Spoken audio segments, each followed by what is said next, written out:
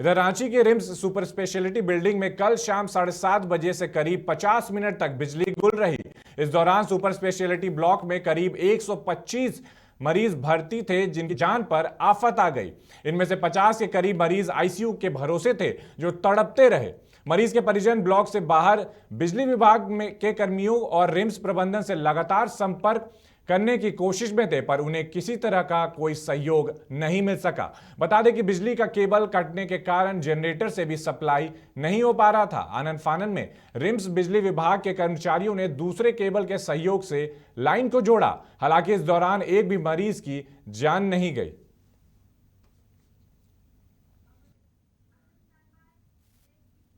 और इस खबर पर ज्यादा जानकारी के लिए हमारे सहयोगी मोहम्मद मोइजुद्दीन लाइव जुड़ चुके हैं हमारे साथ।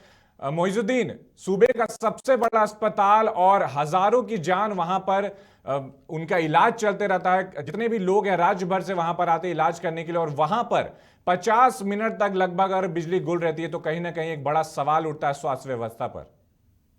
बिल्कुल सुमित, देखिए राज्य का कह सकते हैं कि सूबे का सबसे बड़ा सरकारी अस्पताल रिम्स में हमेशा से कोई ना कोई आफत जरूर देखने को मिलती है। खास करके जब यहाँ पे व्यवस्था की बात होती है तो तमाम व्यवस्थाएं कहीं ना कहीं फूल फाकती नजर आती है।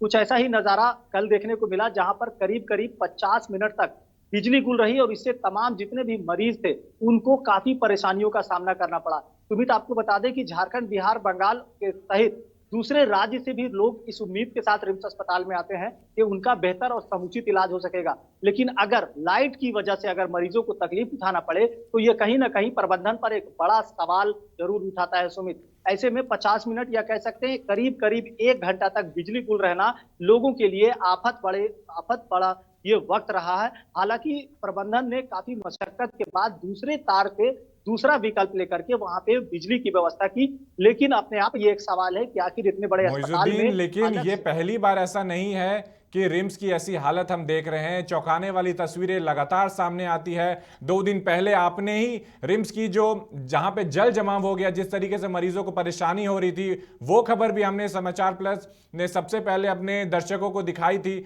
तो लगातार अगर सबसे बड़ा अस्पताल बस कहने को है, वहां पर स्वास्थ्य व्यवस्था को लेकर के जो भी वहां की प्रबंधन है उसके तरफ से कोई भी पुख्ता इंतजाम क्यों नहीं किए जाते, और इस पर ना ही कोई अधिकारी या मंत्री सामने आकर के कुछ कहते हैं। बिल्कुल सुमित, आपने बिल्कुल सही कहा। हम सबसे पहले रिम्स और सदर अस्पताल की बात ही नहीं करेंगे बल्कि पूरे स्वास्थ्य महकमा की बात करेंगे, क्योंकि झारखंड में स्वास्थ्य विभाग या स्वास्थ्य मंत्री ने भी बार बार दावा किया है कि हम अंतिम व्यक्ति तक स्वास्थ्य सुविधाएं पहुंचाने का प्रयास कर रहे हैं। बावजूद झारखंड में जो स्वास्थ्य की व्यवस्था है वो कहीं ना कहीं चिंतनीय है। कह सकते हैं कि सूबे का सबसे बड़ा सरकारी अस्पताल हो या फिर सदर अस्पताल हो, यहाँ पे व्यवस्था के नाम पर लोगों के साथ मात्र ठगने का ही काम किया गया है। खास करके यहाँ की जो व्यवस्थाएं हैं वो कहीं ना कहीं लोगों को मुंह चिल्लाती नजर आती है। अगर बात करें सुमित इससे पहले की, तो पानी वाले जो मामला था कि छत रिश्ता रहता है, फर्श पर जमीन पर पानी भरा रहता है। लेकिन इससे पहले भी हम आपको एक और अपडेट कर दें कि इससे पहले भी हमने आपको रिम्स अस्पताल की एक तस्वीर दिखाई थी जहां पर ऑक्सीजन सिलेंडर या कह सकते हैं जो गैस का जो सिलेंडर है वो लीकेज हो गया था और इससे भी अफरा तफरी का माहौल हो गया था।